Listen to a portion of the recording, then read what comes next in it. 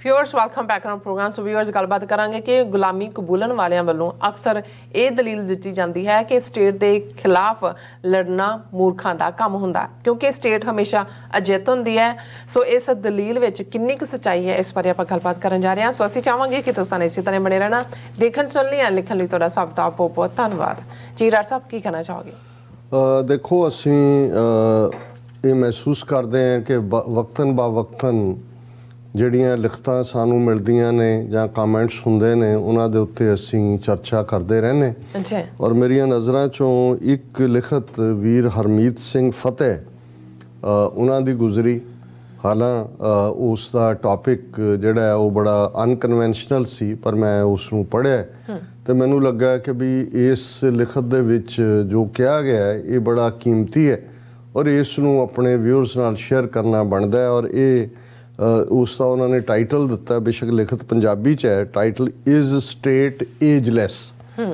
State ਜ਼ਾਹਰ ਹੈ ਅੱਜ ਜਦੋਂ ਜੇ ਅਸੀਂ ਇੰਡੀਅਨ ਸਟੇਟ ਦੇ ਹਵਾਲੇ ਨਾਲ ਗੱਲ ਕਰੀਏ ਸੋ ਇਹ ਆਰਗੂਮੈਂਟ ਜਦੋਂ ਜ਼ਾਹਰ ਹੈ ਗੁਰੂ ਨਾਨਕ ਸਾਹਿਬ ਨੇ ਵੇਲੇ ਦੇ ਹਾਕਮਾਂ ਨੂੰ ਚੈਲੰਜ ਕੀਤਾ, 10ਵੇਂ ਪਾਤਸ਼ਾਹ ਨੇ ਖਾਲਸਾ ਪੰਥ ਦੀ ਸਾਜਨਾ ਕੀਤੀ ਜਾਂ 18ਵੀਂ ਸਦੀ 'ਚ ਹੈਵੀ ਔਡਸ ਦੇ ਅਗੇਂਸਟ ਸਾਡੀ ਕੌਮ ਲੜੀ ਜਾਂ 20ਵੀਂ ਸਦੀ ਤੱਕ ਪਹੁੰਚਦੇ ਆ ਅੰਗਰੇਜ਼ ਜਿਹਦੇ ਰਾਜ 'ਚ ਸੂਰਜ ਨਹੀਂ ਸੀ ਡੁੱਬਦਾ ਉਹਨਾਂ ਦੇ ਖਿਲਾਫ ਜਿਹੜੀ ਹੈ ਉਹ ਆਜ਼ਾਦੀ ਦੀ ਤਹਿਰੀਕ 'ਚ ਅੱਗੇ ਵੱਧ ਕੇ ਕੁਰਬਾਨੀਆਂ ਕੀਤੀਆਂ।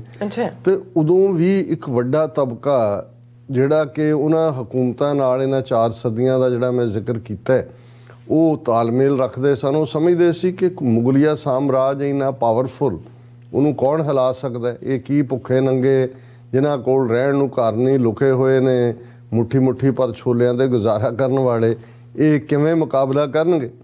ਇਸੇ ਤਰ੍ਹਾਂ ਅੰਗਰੇਜ਼ਾਂ ਤੱਕ ਪਹੁੰਚਦੇ ਹਾਂ ਅਸੀਂ ਦੇਖਦੇ ਹਾਂ ਕਿ ਜੀ ਉਹਨਾਂ ਦੇ ਰਾਜ 'ਚ ਸੂਰਜ ਨਹੀਂ ਡੁੱਬਦਾ, ਅੰਗਰੇਜ਼ਾਂ ਨੂੰ ਕੌਣ ਹਰਾ ਸਕਦਾ।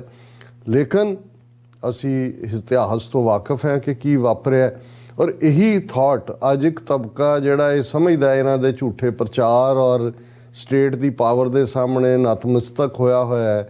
ਰੈਂਟਾ ਸਿੱਖ ਨੇ, ਰੈਂਟਾ ਮੁਸਲਿਮ ਨੇ, ਰੈਂਟਾ ਕ੍ਰਿਸਚਨ ਨੇ ਜਿਹੜੇ ਉਹਨਾਂ ਦੀ ਬੋਲੀ ਬੋਲਦੇ ਨੇ ਔਰ ਜਿਹੜੇ ਇਸ ਸਟੇਟ ਦੇ ਮਾਈਟ ਨੂੰ ਚੈਲੰਜ ਕਰਦੇ ਨੇ ਉਹਨਾਂ ਨੂੰ ਇਹ ਕਹਿੰਦੇ ਨੇ ਕਿ ਜੀ ਇਹ ਸਮਝ ਲੈਣਾ ਚਾਹੀਦਾ ਇਹ ਗੁੰਮਰਾਹ ਕਿਸਮ ਦੇ ਨੌਜਵਾਨਾਂ ਨੂੰ ਕਿ ਸਟੇਟ ਤਾਂ ਅਜਿੱਤ ਹੁੰਦੀ ਹੈ, ਏਜਲੈਸ ਹੁੰਦੀ ਹੈ। ਕਦੇ ਸਟੇਟ ਨਾਲ ਵੀ ਕੋਈ ਲੜ ਕੇ ਜਿੱਤਿਆ ਤੁਸੀਂ ਆਪਣਾ ਨੁਕਸਾਨ ਕਰਵਾਉਂਦੇ ਹੋ, ਆਪਣੇ ਟੱਬਰ ਆਪਣੇ ਘਰ-ਬਾਰ ਉਹਨਾਂ ਨੂੰ ਦੁਖੀ ਕਰਦੇ ਹੋ। ਔਰ ਇਸ ਲਿਖਤ ਦੀ ਸ਼ੁਰੂਆਤ ਹੀ ਵੀਰ ਹਰਮੀਤ ਸਿੰਘ ਹੋਰਾਂ ਨੇ ਇੱਕ ਪੁਲਿਸ ਦੇ DGP ਨੇ ਜਦੋਂ ਕਿ ਵਿੱਕੀ ਗੌਂਡਰ ਦਾ ਮੁਕਾਬਲਾ ਹੋਇਆ ਸੀ ਉਹਨੇ ਉਸ ਦੇ ਵਿੱਚ ਇਹ DGP ਨੇ ਕਿਹਾ ਸੀ ਕਿ ਸਟੇਟ ਖਿਲਾਫ ਲੜਨਾ ਬਿਲਕੁਲ ਘਾਟੇ ਦਾ ਸੌਦਾ ਹੈ ਕਿਉਂਕਿ ਸਟੇਟ ਸਥਾਈ ਹੈ, ਸਟੇਟ ਇਜ਼ ਏਜਲੈਸ, ਬਾਕੀ ਆਉਣ ਸਟੇਟ ਨੇ ਰਹਿਣਾ ਹੀ ਹੈ। ਔਰ ਇਹਨੂੰ ਉਹਨਾਂ ਨੇ ਕਿਹਾ ਵੀ ਇਹ ਜਿਹੜਾ ਬੜਾ ਇੱਕ ਪੈਰਾਡਾਈਮ ਜਿਹੜਾ ਇੱਕ ਭਰਮਾਊ ਪੈਰਾਡਾਈਮ ਹੈ ਜਿਹੜਾ ਤੁਹਾਨੂੰ ਭਰਮਾਉਂਦਾ ਹੈ, ਇਹ ਹਕੀਕਤ ਨਹੀਂ ਹੈ ਕਿਉਂਕਿ ਉਹਨਾਂ ਨੇ ਕਿਹਾ ਵੀ ਇਸ ਭਰਮ 'ਤੇ ਖਲੋ ਕੇ ਹੀ ਮਨੁੱਖ ਨੂੰ ਗੁਲਾਮ ਅਤੇ ਕੈਦ ਕੀਤਾ ਜਾਂਦਾ ਜਦੋਂ ਤੁਸੀਂ ਗਿਵ ਅਪ ਕਰ ਦਿੰਦੇ ਹੋ ਕਿ ਨਹੀਂ ਜੀ ਨਹੀਂ ਇਹ ਤਾਂ ਇਹਨਾਂ ਸਾਹਮਣੇ ਨਹੀਂ। ਔਰ ਇਸ ਦੇ ਉੱਤੇ ਹੀ ਜਿਹੜਾ ਲੋਕ ਹੈ ਉਹ ਹਾਕਮਾਂ ਦੇ ਜ਼ੁਲਮ ਸਹਿੰਦੇ ਰਹਿੰਦੇ ਨੇ। ਪਰ ਉਹਨਾਂ ਨੇ ਬੜੀ ਹਿਸਟਰੀ ਨੂੰ ਕੋਟ ਕਰਦੇ ਆ ਕਿਹਾ ਕਿ ਪਰ ਇਹ ਜਿਹੜਾ ਭਰਮ ਹੈ ਜਿਹੜਾ ਇਹ ਪੈਰਾਡਾਈਮ ਸਟੇਟ ਏਜਲੈਸ ਹੋਣ ਦਾ ਇਹ ਕਈ ਵਾਰ ਇਤਿਹਾਸ ਟੁੱਟਿਆ। ਉਹ ਰੋਮਨ ਐम्पायर ਹੋਏ, ਚੰਗੇਜ਼ ਖਾਨ ਹੋਏ, ਸਿਕੰਦਰ ਹੋਏ, ਮੁਗਲ ਸਾਮਰਾਜ ਹੋਏ, ਅੰਗਰੇਜ਼ੀ ਰਾਜ ਹੋਏ, ਸੋਵੀਅਤ ਯੂਨੀਅਨ ਹੋਏ, ਕਿੱਥੇ ਗਏ ਸਾਰੇ? ਉਹ ਸਭ ਇਤਿਹਾਸ ਦਾ ਹਿੱਸਾ ਨੇ, ਮਤਲਬ ਖਤਮ ਹੋ ਗਏ। ਤੇ ਜਿਹੜਾ ਅੱਜ ਹੈ ਉਹ ਕੱਲ੍ਹ ਮਿਟ ਜਾਏਗਾ। ਔਰ ਇਹੀ ਉਹਨਾਂ ਨੇ ਕਿਹਾ ਵੀ ਸਾਡੇ 9ਵੇਂ ਪਾਤਸ਼ਾਹ ਨੇ ਜਦੋਂ ਉਹਨਾਂ ਨੇ ਇਨਸਾਨੀ ਆਜ਼ਾਦੀ ਨੂੰ ਸਰਵਉੱਚ ਕਹਿ ਕੇ ਉਸ ਲਈ ਸ਼ਹਾਦਤ ਦਿੱਤੀ ਕਿ ਉਹਨਾਂ ਨੇ ਸਾਨੂੰ ਸਿਖਾਇਆ ਕਿ ਨਾਮ ਰਹੋ ਸਾਧੂ ਰਹੋ ਗੁਰੂ ਗੋਬਿੰਦ, ਕਿ ਜਿਹੜੀ ਹਮੇਸ਼ਾ ਰਹਿਣ ਵਾਲੇ ਹੈ ਉਹ ਨਾਮ ਹੈ ਔਰ ਜਿਹੜੇ ਉਹ ਰੱਬ ਦੇ ਪਿਆਰੇ ਉਹਨੂੰ ਚੈਲੰਜ ਕਰਨ ਵਾਲੇ ਨੇ ਉਹ ਹਮੇਸ਼ਾ ਮੋਟੀਵੇਸ਼ਨ ਬਣ ਕੇ ਰਹਿੰਦੇ ਨੇ। ਔਰ ਜੋ ਸਥਿਰ ਹੈ ਯਾਦ ਵੀ ਉਸ ਨੂੰ ਕਰੋ, ਵਾਹਿਗੁਰੂ ਹਮੇਸ਼ਾ ਰਹਿਣ ਵਾਲਾ ਹੈ ਉਹਨੂੰ ਯਾਦ ਕਰੋ। ਜੋ ਮਾਇਆ ਕੁਝ ਦਿਨ ਦੀ ਖੇਡ ਹੈ ਉਸ ਨਾਲ ਯਾਰੀ ਲਾਉਣਾ ਅਸਲ 'ਚ ਘਾਟੇ ਦਾ ਸੌਦਾ ਹੈ।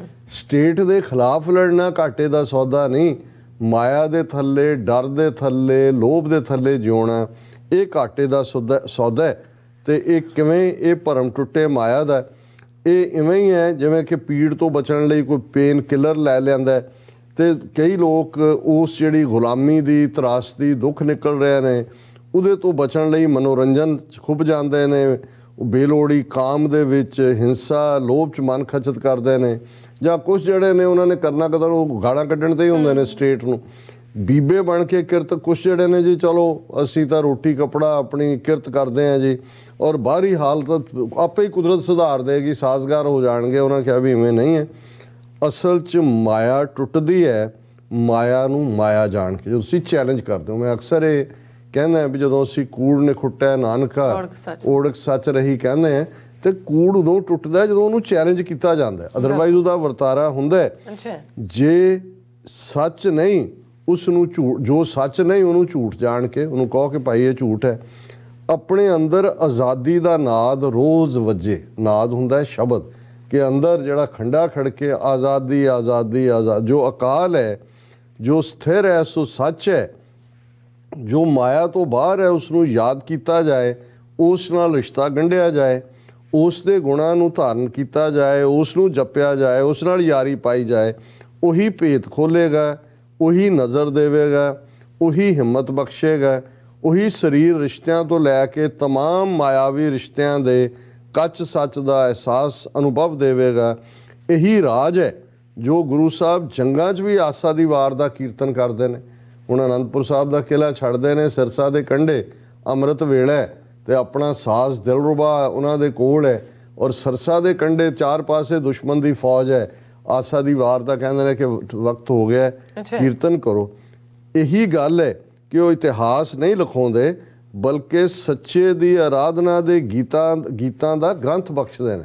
ਇਹ ਹੈ ਜਦੋਂ ਅਸੀਂ ਸੌਂਗ ਆਫ ਲਾਈਫ ਹੈ, ਜਾਂ ਜਿਹੜਾ ਉਹ ਸਾਮ ਆਫ ਪੀਸ ਹੈ, ਗੁਰੂ ਦੇ ਪਿਆਰੇ ਸ਼ਬਦ ਗੀਤ, ਉਹ ਬਾਇਓਲੋਜੀਕਲ ਬਦਲਾਅ ਤੇ ਜ਼ੋਰ ਦਿੰਦੇ ਹਨ। ਉਹ ਨਿੰਦਿਆ ਨਹੀਂ ਸ਼ੁਕਰਾਨਾ ਸਿਖਾਉਂਦੇ ਹਨ। ਸਿੱਖ ਨਿੰਦਿਆ ਯਕੀਨ ਨਹੀਂ ਕਰਦਾ, ਜਿਸ ਹਾਲ 'ਚ ਵੀ ਹੈ ਸ਼ੁਕਰਾਨੇ 'ਚ ਹੈ। ਉਹ ਸੀਮਤਾਈ ਨਹੀਂ ਅਟੁੱਟਤਾ ਸਿਖਾਉਂਦੇ ਹਨ, ਸੀਮਤ ਨਹੀਂ, ਕਿਉਂਕਿ ਵਾਹਿਗੁਰੂ ਦੀਆਂ ਬਖਸ਼ਾਂ ਵੀ ਅਟੁੱਟ ਨੇ ਤੇ ਅਸੀਂ ਉਸ ਅਟੁੱਟ ਬਖਸ਼ਾਂ ਵਾਲੇ ਵਾਹਿਗੁਰੂ ਨਾਲ ਜੁੜਨੇ। ਹੰਕਾਰ ਨਹੀਂ ਸਮਰਪਣ ਆਪਾ ਆਪ, ਤਮਾ ਨਹੀਂ ਸੰਤੋਖ, ਗਰੀਬੀ ਨਹੀਂ ਅਮੀਰੀ, ਸ਼ਿਕਾਇਤ ਨਹੀਂ ਭਾਣਾ, ਨਫ਼ਰਤ ਨਹੀਂ ਪ੍ਰੇਮ, ਤੇ ਚੜ੍ਹਦੀ ਕਲਾ, ਬਿਲਕੁਲ ਚੜ੍ਹਦੀ ਕਲਾ, ਚੜ੍ਹਦੀ ਕਲਾ। ਸੋ ਅਸੀਂ ਵੀਰ ਹਰਮੀਤ ਸਿੰਘ ਜੀ ਦੀ ਇਸ ਖੂਬਸੂਰਤ ਲਿਖਤ ਲਈ ਉਹਨਾਂ ਦਾ ਸ਼ੁਕਰੀਆ ਅਦਾ ਕਰਦੇ, ਔਰ ਅਸੀਂ ਤੁਹਾਡੇ ਨਾਲ ਸਾਂਝੀ ਕੀਤੀ ਹੈ। ਜੀ ਡਾਕਟਰ ਸਾਹਿਬ ਤੁਹਾਡਾ ਬਹੁਤ ਬਹੁਤ ਸ਼ੁਕਰੀਆ। ਸੋ ਇੱਥੇ ਲੈਣੇ ਆ ਬ੍ਰੇਕ। ਫਿਓਰਸ ਤੁਸੀਂ ਕਿਤੇ ਨਹੀਂ ਜਾਣਾ, ਮਿਲਦੇ ਹਾਂ ਛੋਟੇ ਜਿਹੇ ਬ੍ਰੇਕ ਤੋਂ ਬਾਅਦ।